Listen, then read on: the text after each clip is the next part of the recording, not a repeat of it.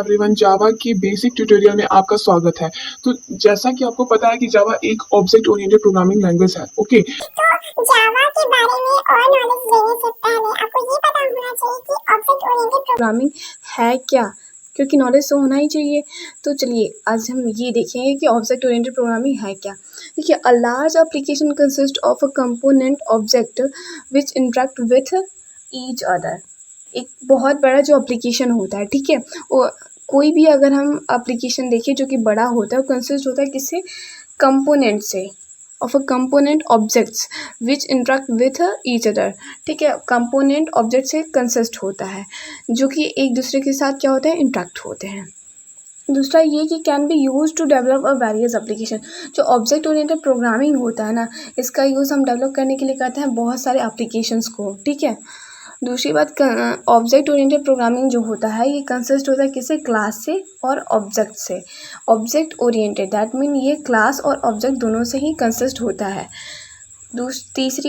चौथी बात ये है कि जो हमारा ऑब्जेक्ट ओरिएंटेड प्रोग्रामिंग में होता क्या है कि object communicate with each other through the message. इसमें जो ऑब्जेक्ट्स होते हैं ना, ऑब्जेक्ट ओरिएंटेड प्रोग्रामिंग में जो ऑब्जेक्ट होंगे वो कम्युनिकेट करेंगे एक दूसरे के साथ एक मैसेज के through. Okay, object oriented programming enable you to consider a real world entity as an object.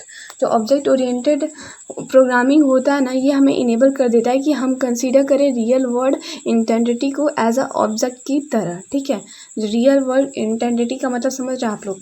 एक मिनट हम आपको दिखाते हैं। आप ये देखिए, ये क्या है, ये रियल वर्ल्ड ऑब्जेक्ट है। ठीक है, ये हमने कार बनाया, वो क्या है, ये ऑब्जेक्ट ही तो है, और क्या है, ये रियल वर्ल्ड इंटेंटिटी है। ठीक है, सो ये एक ऑब्जेक्ट की तरह ही कंसीडर करेंगे हम इसको। सो ओप्स जो होता है ये हमें इनेबल कर देगा, दैट में हमें ये अलाउ करेगा कि आप जो है रियल वर्ल्ड इंटेंटिटी को एज अ ऑब्जेक्ट की तरह क्या करो, कंसीडर करो। फिर उसके बाद ओप्स यानी object oriented programming combines user defined data and instructions into a single entity called an object। कहने का मतलब ये है कि जो ऑब्जेक्ट ओरिएंटेड प्रोग्रामिंग होता है कंबाइन होता है यूज़र डिफाइंड डाटा जिसे यूज़र डिफाइन करे। ऐसा डाटा जिसे यूज़र डिफाइन करे उसे यूज़र डिफाइंड डाटा कहते हैं। और इंस्ट्रक्शन से, जो कि ये दोनों किस में होते हैं, सिंगल इंटेंटिटी में, यानी ओप्स कंबाइन होता है यूज़र डिफाइंड डाटा और इंस्ट्रक्शन से सिंगल इंटेंटिटी में। ठीक है, सिंगल इंटेंटिटी में कंबाइन होता है जिसे हम ऑब्जेक्ट कहते हैं। इन ओप्स यानी object oriented programming, object can be placed in a library. जो ऑब्जेक्ट ओरिएंटेड प्रोग्रामिंग में ऑब्जेक्ट होता है ना, वो लाइब्रेरी में रहता है। ठीक है, और object oriented programming also offer some built in libraries. जो ऑब्जेक्ट ओरिएंटेड प्रोग्रामिंग होता है ये ऑफर करता है क्या, बिल्ट इन लाइब्रेरी को। अब बिल्ट इन लाइब्रेरी क्या मतलब, जो पहले से ही बनी हुई हो लाइब्रेरी, ऐसे लाइब्रेरीज को, कुछ ऐसे लाइब्रेरी को भी ऑफर करता है ऑब्जेक्ट ओरिएंटेड प्रोग्रामिंग जो पहले से ही क्या हो, बनी हुई हो। ठीक है, बिल्ट इन हो यानी बनी हुई हो। These library consist of a set of object and predefined functions and can be used by R program। ये जो लाइब्रेरी होती हैं कंसिस्ट होती हैं किसी सेट ऑफ ऑब्जेक्ट से, प्रीडिफाइंड फंक्शन से, और can be used by our program, जो कि यूज होती है सभी प्रोग्राम के द्वारा। कहने का मतलब ये है कि पहली बात तो ये कि ऑब्जेक्ट ओरिएंटेड प्रोग्रामिंग में ऑब्जेक्ट लाइब्रेरी में रहता है। दूसरी बात ये कुछ बिल्ट इन लाइब्रेरी को रेफर करता है, यानी कि जो पहले से ही बनी हुई होती हैं ऐसी लाइब्रेरी को रेफर करता है। और ये लाइब्रेरी कंसिस्ट होती है किसे, ऑब्जेक्ट से कंसिस्ट होती हैं, प्री डिफाइंड फंक्शन यानी जो पहले से ही डिफाइन हो फंक्शन उनसे कंसिस्ट होती हैं। और ये यूज टू होते हैं कि इसके द्वारा सभी प्रोग्राम के द्वारा यूज़ हो सकते हैं। ठीक है, अगर हम एडवांटेज देखें ऑब्जेक्ट ओरिएंटेड प्रोग्रामिंग की, तो पहला एडवांटेज ये है रियल वर्ल्ड प्रोग्रामिंग।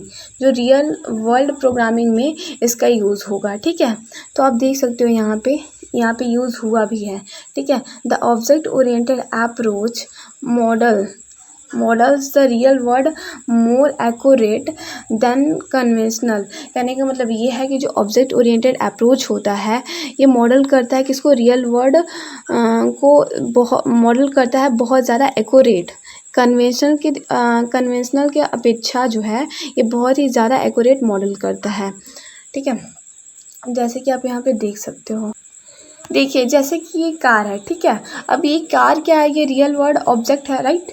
और अगर हम ऑब्जेक्ट ओरिएंटेड रिप्रेजेंटेशन के हिसाब से देखें तो यहाँ पे ये कार है, इसका एट्रीब्यूट है। एट्रीब्यूट्स में हम क्या लिखेंगे, रजिस्ट्रेशन नंबर और रजिस्ट्रेशन नंबर मॉडल, यानी मॉडल का जो रजिस्ट्रेशन नंबर है उसको, और ये मेथड है, ठीक है। तो आप यहाँ देख सकते हो ये मॉडल कर रहा है बहुत ही एक्यूरेट तरीके से, ठीक है, रियल वर्ल्ड ऑब्जेक्ट को।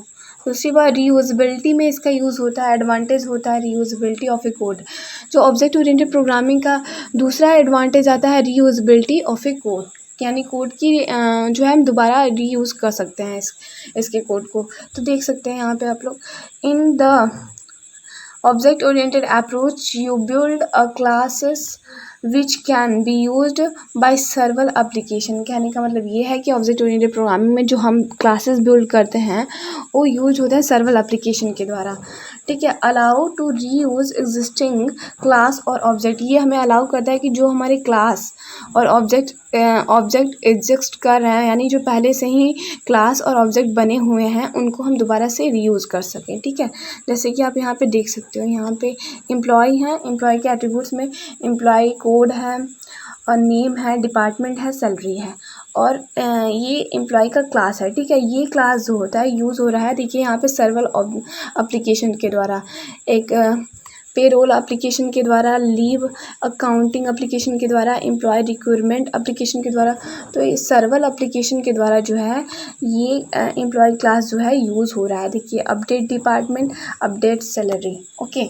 जो डिपार्टमेंट अपडेट होते रहते हैं और सैलरी उनकी ये मेथड है, और ये हमारा इन मेथड को हम क्या कहेंगे, क्लास कहेंगे, ठीक है। और ये यूज़ हो रही है किसके द्वारा, सर्वर एप्लीकेशन के द्वारा।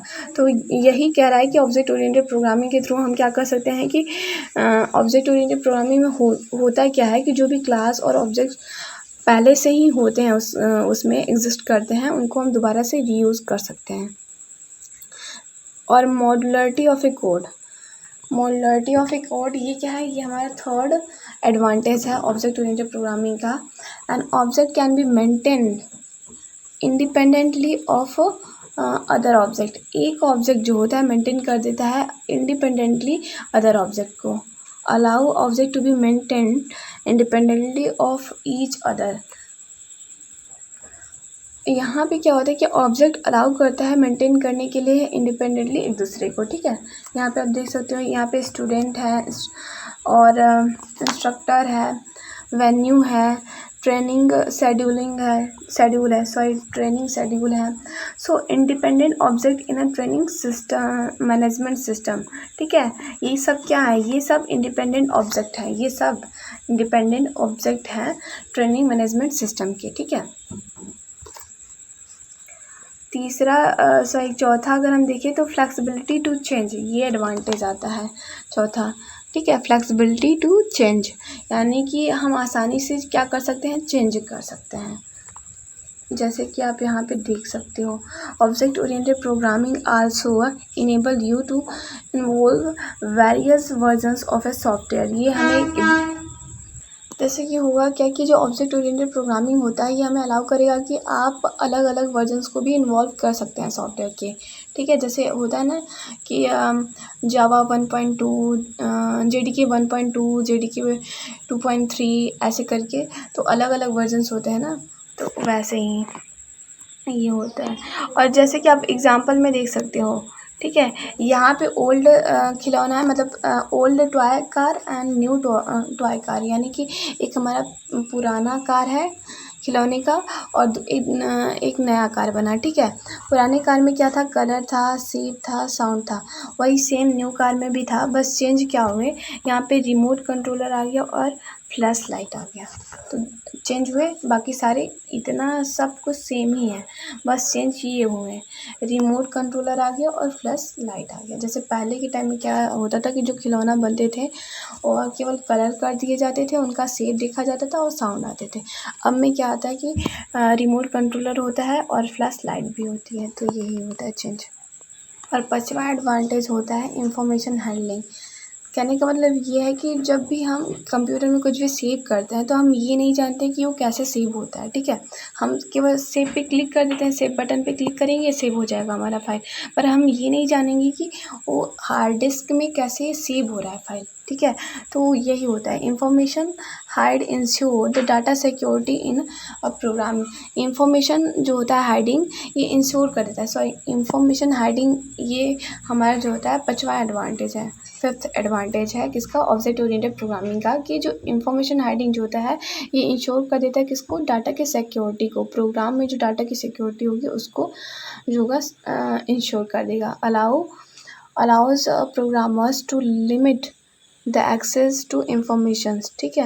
ये अलाउ करता है प्रोग्रामर को कि आप इस इतने लिमिट में ही एक्सेस कर सकते हो इंफॉर्मेशन को। जैसे कि आप देख सकते हो यहाँ पे लिखा भी है कि a person who is save a file on a computer does not know how to computer save the file on the hardware disc.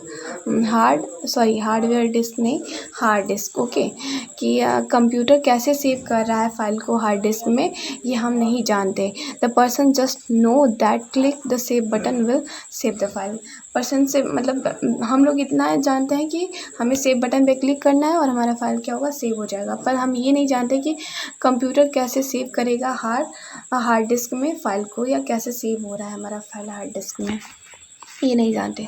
तो ये था हमारा एडवांटेज। अब हम आते हैं ऑब्जेक्ट के बारे में। तो ऑब्जेक्ट क्या होता है, देखो object are a basic building blocks of the object oriented programming. Object क्या है, ये एक बेसिक ब्लॉक होता है बिल्ड करने के लिए ऑब्जेक्ट ओरिएंटेड प्रोग्रामिंग को। अगर हमें ऑब्जेक्ट ओरिएंटेड प्रोग्रामिंग को बिल्ड करना है तो उसका बेसिक क्या होगा, ऑब्जेक्ट होगा। तो object are a basic building block of object oriented programming. The concept of object oriented methodology is based on an object। जो ऑब्जेक्ट ओरिएंटेड प्रोग्रामिंग का पूरा कंसेप्ट होता है ये ऑब्जेक्ट पे ही बेस्ड होता है, ठीक है।